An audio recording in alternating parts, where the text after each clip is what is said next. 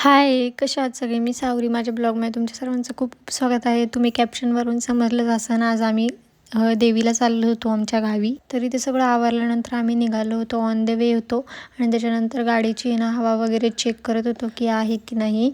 आणि ते केल्यानंतर मग आम्ही जेवलं वगैरे काहीच नव्हतं, नाश्ता वगैरे काहीच केला नव्हता, म्हणून नाश्ता करायसाठी आम्ही इथं थांबलो होतो. नाश्ता वगैरे केला. त्याच्यानंतर डॉलीला मी घरूनच सगळं बनवून आणलं होतं, त्याच्यामुळे तिला असं काय बाहेरचं दिलं नव्हतं. त्याच्यानंतर आम्ही इथं डोसा वगैरे खाल्ला, स्वीट्स वगैरे थोडेसे घेतले, कारण की उपवास होता माझ्या सासूंना. त्याच्यानंतर इथं आम्ही देवीला पोचलो होतो. ही तुळजापूरची देवी आहे, जी आमच्या गावी आहे. तिथं पाया वगैरे पडलो आम्ही आणि त्याच्यानंतर परत ऑन द वे पुढे निघालो. थोडंसं लांब होतं ते, आणि तिथून पिंपरखेडला पोचलो. तिथं खंडोबाचं मंदिर होतं, तिथं पण देवदर्शन वगैरे केलं. त्याच्यानंतर तिथं पोचलं पुढे रेणुका देवीला. तिथं आरती चालू होती, आरती वगैरे कंप्लीट केली. त्याच्यानंतर चांगलं पाया वगैरे पडलो. तिथंच आम्ही जेवलं वगैरे थोडंसंच. त्याच्यानंतर मी क्लिप काढली नव्हती, म्हणजे व्हिडिओ वगैरे काढला नव्हता.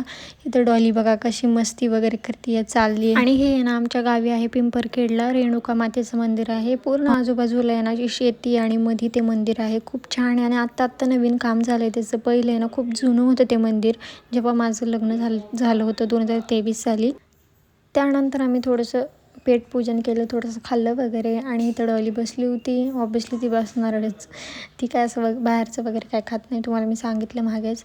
आणि त्याच्यानंतर थोडेसे फोटोज वगैरे आम्ही आधीच काढले, त्याचे क्लिप्स मी तुम्हाला आत्ता ॲड करून देते. इथं डॉलीचे आणि माझे फोटोज होते थोडेसे, घरच्यांचे वगैरे फोटो. हे माझ्या सख्या चुलत जावा आहे, आणि घरातले सासू वगैरे सगळ्यांचे फोटोज वगैरे आम्ही असे फोटो काढले होते.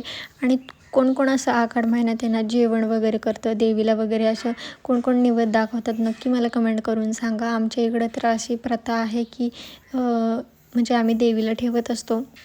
फोटोज वगैरे काढले म्हणजे आम्ही घरी गेलो होतो नगरला, म्हणजे नगरला राहते आमची सासू.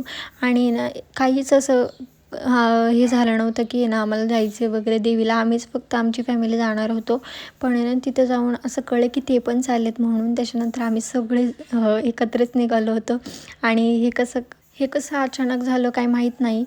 त्यांना पण माहीत नव्हतं ना आम्हाला पण माहीत नव्हतं की ते देवाला जाणार आहे म्हणून. आणि आम्ही तिकडे गेल्यानंतर कळलं की ते पण देवाला चाललेत. आणि देवीला पण कसं सगळं एकत्र फॅमिली पाहिजे होती म्हणा, आम्ही सगळे एकत्र गेलो. तिथं सगळं देवदर्शन वगैरे केलं. खूप छान मस्त ट्रिप झाली ती आमची, 1 डे ट्रिप. आणि असा होता माझा व्लॉग. तुम्हाला कसा वाटला तुम्ही नक्की कमेंट करून सांगा. सबस्क्राईब करून ठेवा, उद्या प्रेग्नेन्सीचा व्लॉग येणार आहे. Bye bye.